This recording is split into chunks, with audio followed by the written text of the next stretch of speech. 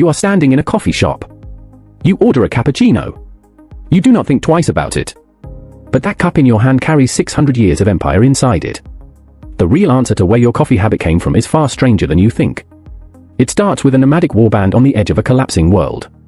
It ends with an empire so vast it stretched across 3 continents. And in between, it rewired how you drink your coffee, how maps are drawn, and how modern nations define their borders. Let's go back to the beginning. The year is around 1299. A small Turkish principality is forming in northwestern Anatolia, in the shadow of a dying Byzantine empire. Its leader is a minor warlord named Osman. He commands a few hundred horsemen. Nobody outside the region has heard his name. Historians call what he founded a beylik, a small frontier state. There were dozens of these scattered across Anatolia at the time. Most of them vanished into history without a trace. Osman's did not. Why did this one survive when the others collapsed? The historian Halil Elsik, one of the most respected scholars of Ottoman history, argued that Osman's beylik thrived because of its position. It sat directly on the frontier between the Islamic world and Christian Byzantium. That frontier attracted warriors, adventurers, and holy fighters looking for both plunder and purpose. Osman gave them both. His son Orhan captured the city of Bursa in 1326 and turned it into a capital. The state kept growing.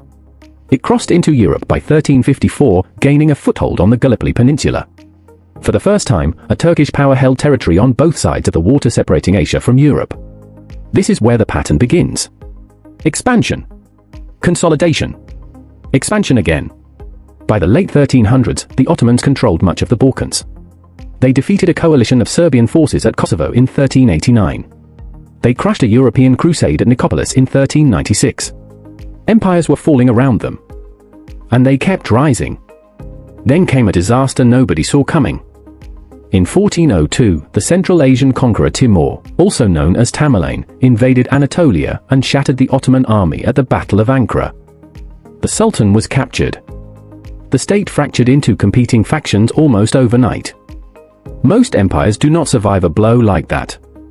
This one did. Within a decade, the Ottomans reunified under Sultan Mehmed I. Within 2 generations, they were stronger than before the collapse. That resilience is one of the defining features of Ottoman history. Ask yourself this. What does it take for a state to nearly die and come back stronger? The answer arrived in 1453, with a young sultan barely into his 20s. Mehmed II wanted Constantinople.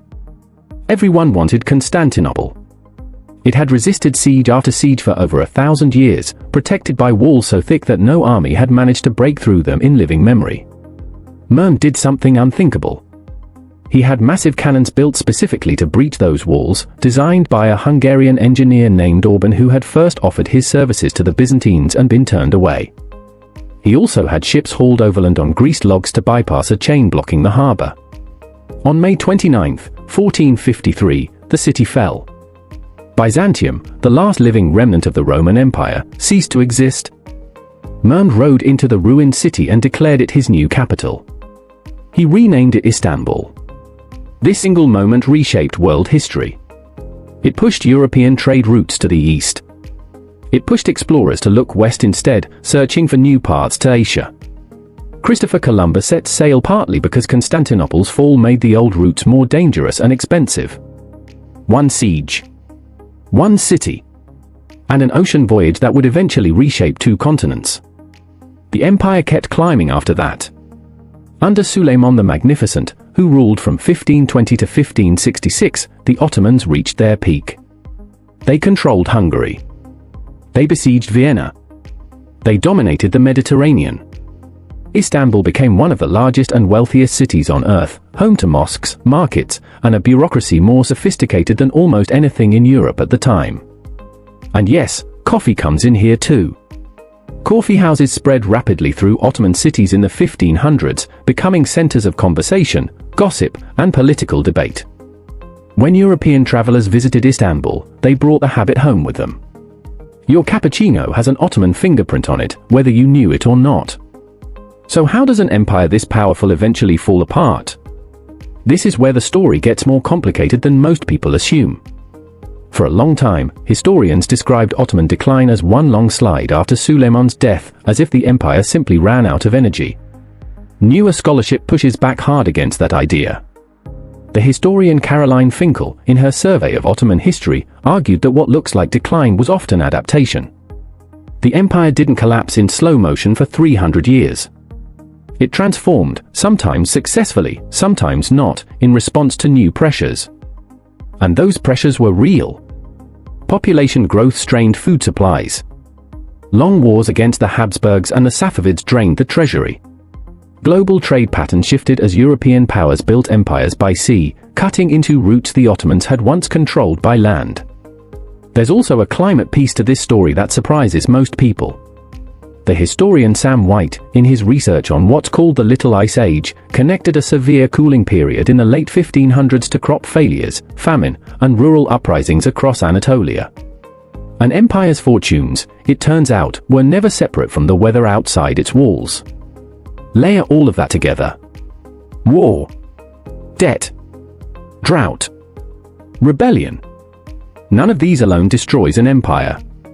Together, over centuries, they wear one down. By the 1800s, European powers had begun calling the Ottoman Empire the sick man of Europe.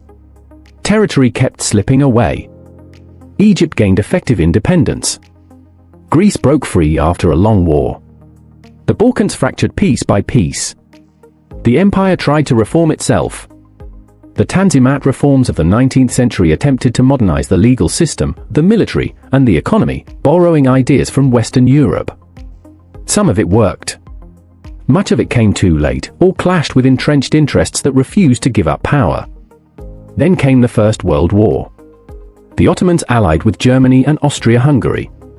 They lost. The empire that had once stood at the edge of Vienna's gates was carved apart by the victors within a few short years. In 1922, the Sultanate was formally abolished.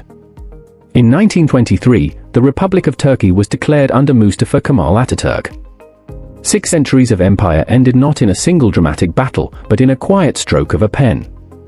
Here's the part that should sit with you. 600 years. That's longer than the United States has existed, more than 3 times over. And it still ended. Every institution you rely on today, every company, every government, every system that feels permanent, is operating on borrowed time in exactly the same way. Empires don't fall because they get weak all at once. They fall because small pressures accumulate for so long that by the time anyone notices, the walls are already cracking. Mehmed II thought Constantinople's walls would protect it forever too. They had, for over 1,000 years. Until one sultan built a cannon big enough to prove otherwise. So next time you order that cappuccino, think about it for a second. That cup in your hand isn't just coffee. It's the last living echo of an empire that thought it would last forever.